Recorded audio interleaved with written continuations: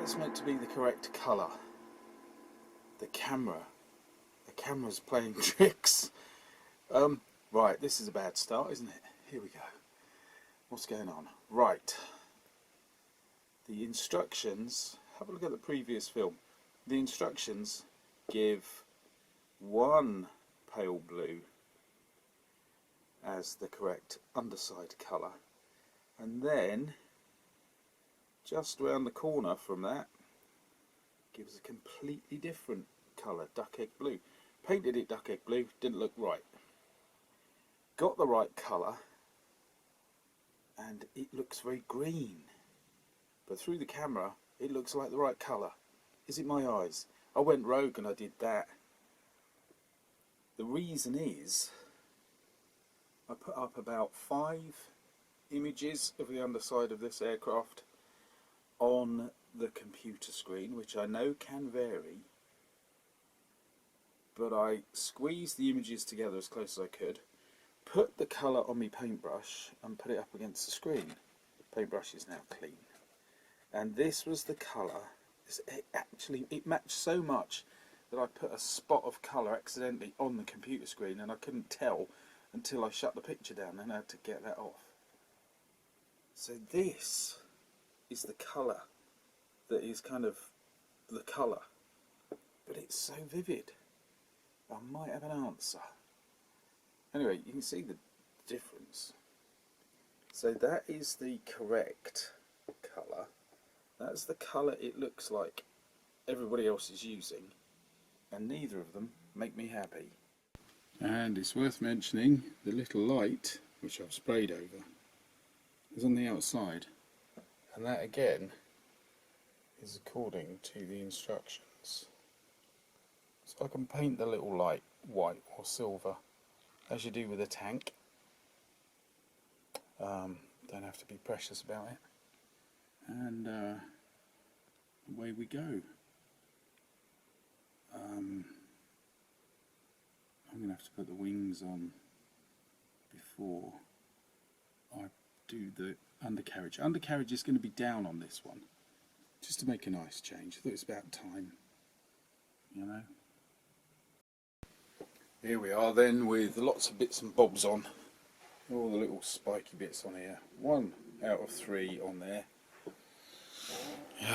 And bits under the wing. No light whatsoever, is there? Hang on. Smash, bang, wallop. There. Them. They weren't so successful. They didn't really didn't want to go in. So some sculpting was done. And there they are, almost in place. Time for the tail, the nose, nasal engine, and then finally the legs supporting the wheels. So we're nearly there really. Let's just have a look at the wheelage then.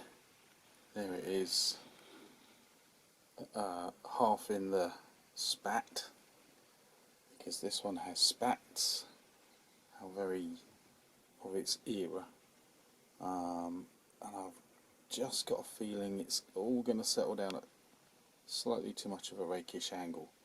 From looking on the internet, the wheels do sit out, splay out sideways, but I've got a feeling this one's going to splay out a little bit too much.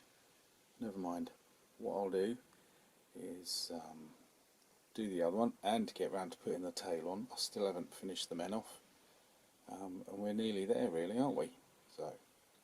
So far so good. And therefore we can conclude, yes, the wheels is a bit wonky. They're not going at the same angle. This one I think is completely wrong. Should be leaning out, not in. This one's leaning out, but I can't get the spats to join up. So one is probably causing the other, so if you get what I mean. So I would say nothing can be done without major surgery, and I don't want to do that. I want to spend my time trimming up that messy paintwork. It's not that I don't want to spend my time doing that, it's that I am competing with my old self. And I do remember these were a bit wonky, but I did better when I was younger. But it's all part of the wonderful process. So I'll leave them for the time being, unless something else comes up, unless some other problem appears, and we're left with having to sort all of this out in one go. Look, bit of the tail, not bad.